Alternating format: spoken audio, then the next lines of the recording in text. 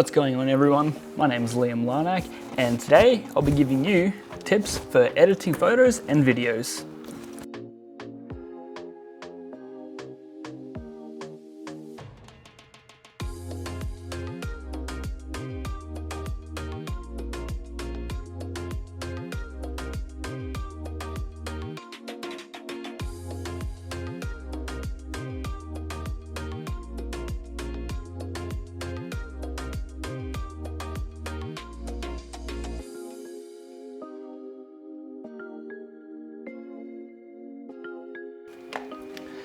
So when you first start your journey into the world of editing videos and photos, there are a few things that are quite essential to keeping yourself organized and keeping everything up to date and knowing where everything is whenever you need to access it, pretty much.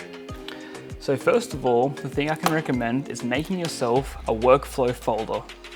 So for myself, my workflow folder stays on my desktop.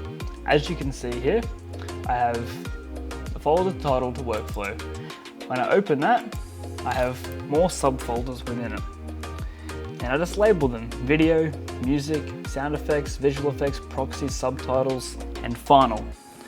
So when I start editing a video for a client or for myself, I will take all the video that I have created and I'll put it into the video folder.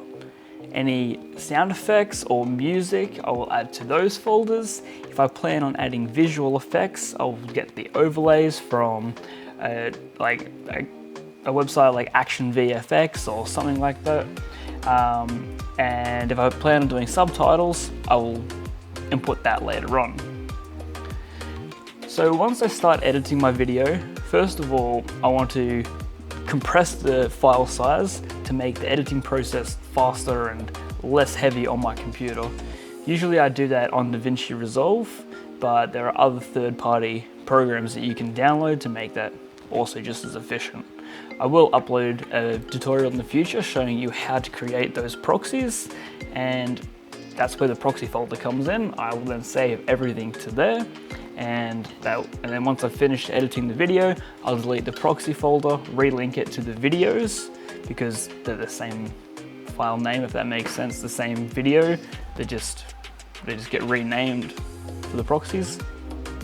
That probably doesn't make any sense, but anyway, I'll explain that in a future video.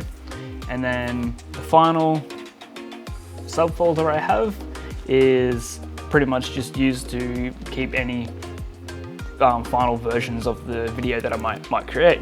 So usually for a client, I'll offer 2 or 3 different versions of the video, whether it's a change of song or if the order of the clips is a little bit different.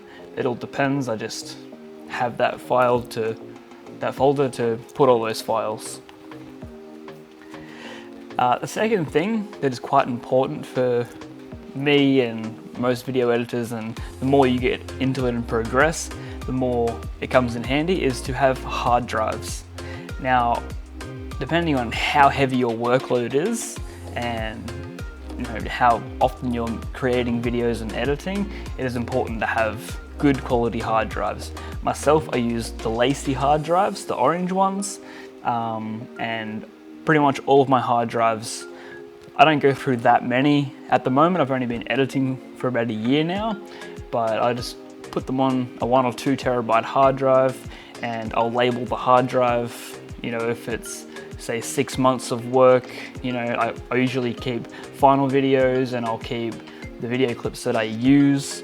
The scrap video clips, I usually just get rid of them. I know some people say keep all your video clips, but for me, it just takes up unnecessary room. The next thing I have is Google Drive. You can also use Dropbox and other services that you can store your products. I mostly use this to send the products to my clients. You can also upload it to YouTube, make it private, and then send the link, blah, blah, blah. There's plenty of ways to do it. Figure out your own way, what's best for you, and definitely sort that out. And that will help you in the short term as well as the long term. Next, you want to have an easy folder system. So down here in my folders, this is my D drive, it's the hard drive inside my computer. I just have everything laid out basically. Like Lightroom, that's generally all my photos, logos I make for my clients. Overlays generally is a photo overlays. I do have video overlays, which I keep in my video folder.